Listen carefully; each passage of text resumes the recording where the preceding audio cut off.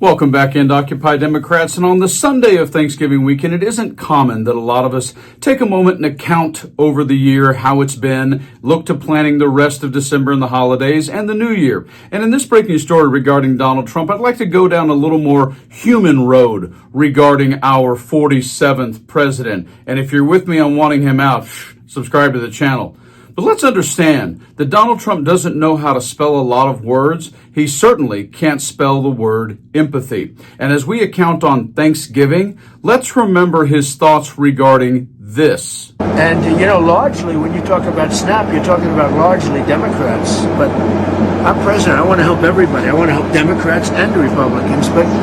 But then in terms of SNAP, a judge forced him to do this. For getting the favorable ruling, it basically tells the president, do what you're supposed to do, which is use the contingency funds that have been set aside for exactly this purpose. When there is a shutdown, among other things, release those funds, continue the SNAP payments to our states. I strongly urge that. I hope it happens immediately on Monday. People in this country should not go hungry, and I think Americans don't want to see their brothers and sisters go hungry.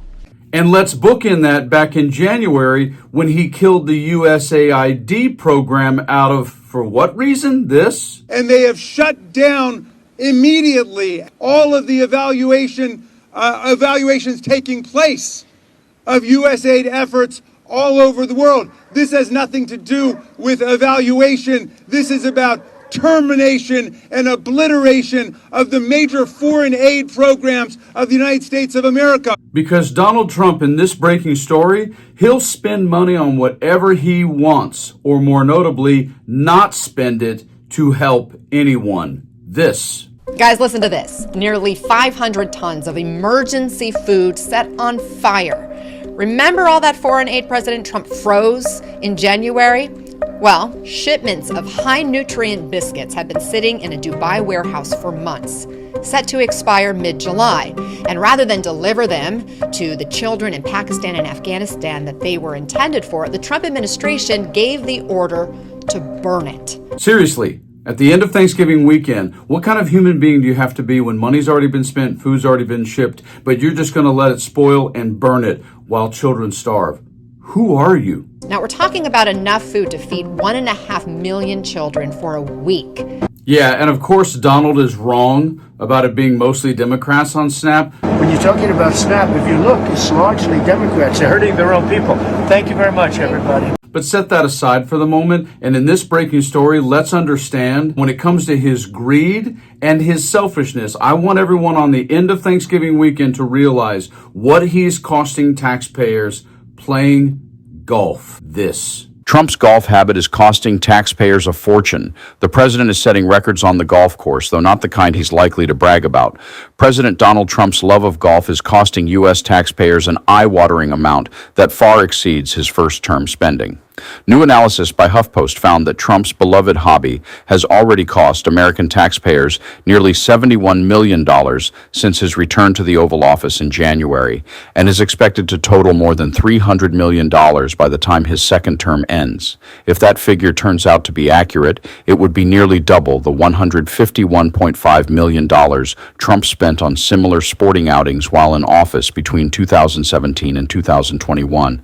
I really wish I could tell you that it would make anyone in America change their mind about him, but the corruption is so baked in, so endemic, and so ludicrous that it feels like the collective reaction will be a shrug, conservative political consultant Rick Wilson told HuffPost.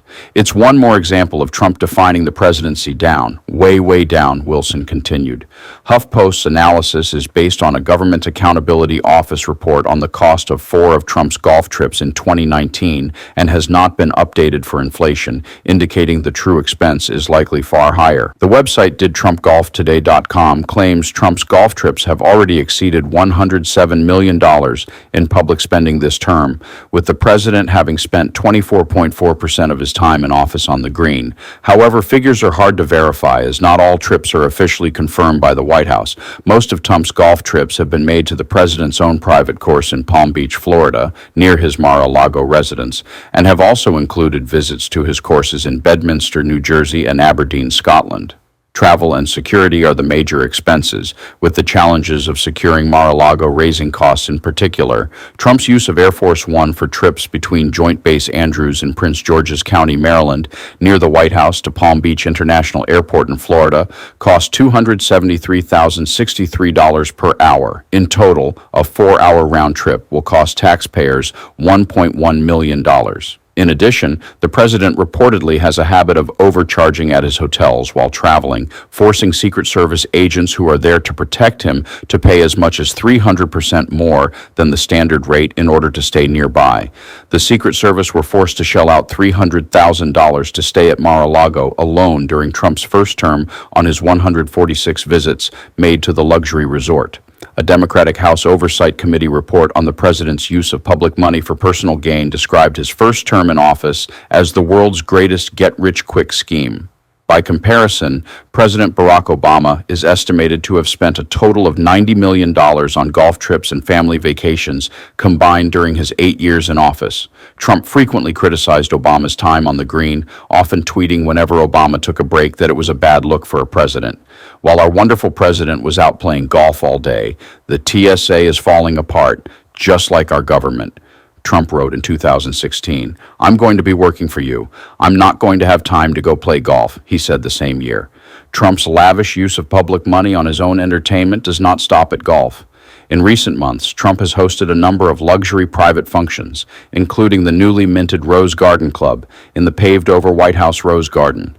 He was also seen partying it up at a Great Gatsby-themed Halloween party at Mar-a-Lago just hours before more than 40 million Americans were set to lose access to their SNAP food assistance. Yes, that is Donald Trump. This is a man who, whatever he says, he'll do the opposite, as we well know. Obama will be playing golf. I won't be. I'll be working. Lie. That's who, on the end of this Thanksgiving weekend, at its core, every single thing we see from Donald Trump erupts from the fact that this man can't spell the word empathy. As a matter of fact, he would spell empathy as greed. And by the way, as a quick note, as a guy who was a walk-on collegiate golfer and still a single-digit handicap, I'd like to make the note that Donald Trump's golf game sucks. You guys like and share the video. Stay frosty.